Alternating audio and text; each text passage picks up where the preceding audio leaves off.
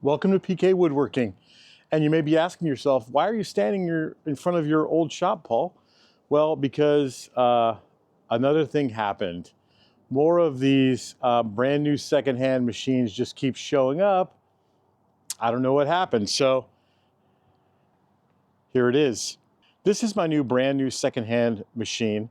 It's a Delta 33-421, 7.5 horsepower, 18-inch blade, 3-phase radial arm saw. And it's in pretty pristine condition. The only thing that's missing from this entire machine are the tools that you use to take the blade on and off with, which I can easily kind of solve. But hey, if you have some and you want to cough them up, put it in the notes down below. This is kind of one of those things that might be hard to explain for some people because people generally hate radial arm saws. Why? I don't know. I guess they think they're incredibly dangerous, etc. But if used correctly, they're not. And so that's the whole point here. A radial arm saw is more accurate than a compound miter saw. At least this one is. The way that this is built and how sturdy this entire upper mechanism is, and the fact that it pivots off the center is what makes it so great at repeatable cuts. I don't know that I will use it for anything else than mostly cross-cutting and defecting product, but it is really good at cross-cuts because it gives you the full range of cross-cut regardless of which direction you go in, because it pivots in the middle like that. So I found it from somebody that was here local, and I guess they're just not that popular anymore. So I got it for a steal. At least I think I got it for a steal, and it will clean up beautifully. It'll be a process though, because that's why it's sitting in the shop. The cool part is the way it's built on the stand, that I can use my hydraulic lift table here to lift it up and move it around from the center, which is going to make it really easy. But it's big. I mean, the dimensions of this table are really big, and the thing weighs somewhere in the 800-pound range, I think, something like that. When the dust collector makes its way outside into the small little lean-to that I'm building behind the shop for the dust collector and the air compressor, that's going to make room for this. At the same time, I'm going to get rid of the compound sliding miter saw station, because I'm not going to use that anymore because of my new table saw that I'm getting. So the combo of this being able to handle the heavier material, like if you're building a door and you're cutting a lot of 8/4, etc., really easy to do on this and make repeatable cuts that are long for like door styles, etc., rails. Than it would be probably on the table saw. Although the table saw I think is pretty beefy and it probably can handle it too. But this will probably be simpler to defect off and on. And it will actually hopefully save me some space on that wall. I've already got the power on the wall set up for this, so it should be pretty simple. But let me give you a small walk around of it. So I found this not too far away from me on one of those social media places.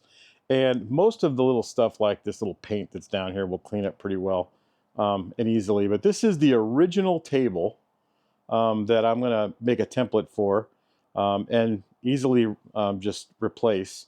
But if you can see the rest of it, it's all complete. Doesn't matter what it is, it's complete. And there's some surface rust here and there, but it'll easily come off.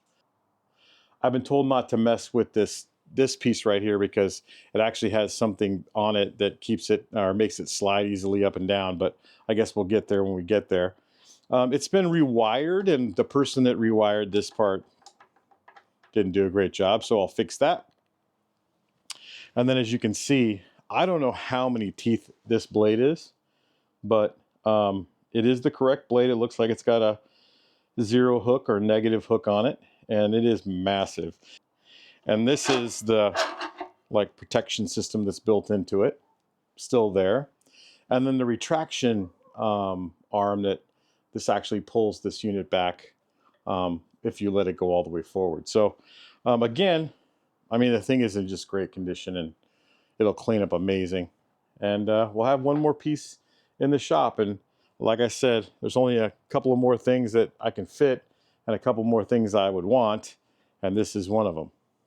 Machines like this just don't come up very often, so if you have it on your list and you want it and it comes up, you got to take advantage of it. And so that's what I did. This is a 1999 saw, so this is about 25 years old. You would never guess that it's 25 years old from looking at it right now. And when I'm done cleaning it up, it'll probably look brand new. So you just got to take advantage of it when you get it. This will do a 21-inch crosscut in the configuration it's set up now. If you move the fence farther back, you can get over 24 inches of crosscut. So no compound sliding miter saw can do that, and can do it with the depth that this can do too. I believe with the 18-inch blade, you're looking at almost 6 inches of depth that it can crosscut. It does need some TLC. The bearings are a little probably gooed up. I've watched a couple of people do it online where you take them out and you soak them, and they work perfectly fine after that. So I'm pretty confident of that. I sprayed some stuff in it originally and they slid well, and now it's locked back up again. So I assume that's the situation with them. I believe that these are way overblown about like the safety issues that happen with them. I'm not going to rip with this saw ever.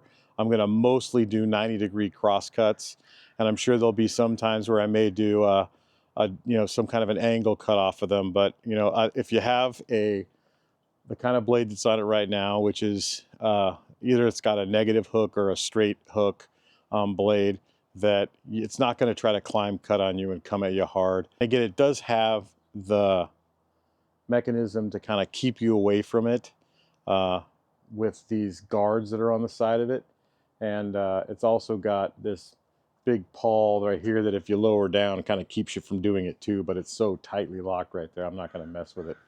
Anyways, it'll be in the shop pretty soon, and we'll give you another one when it's all cleaned up. Thanks for watching PK Woodworking, and thanks for getting me past 1,000 subscribers. I don't love to ask for people to like and subscribe, but hey, if you want to like and subscribe, that would be fantastic. Have a great one. Thanks.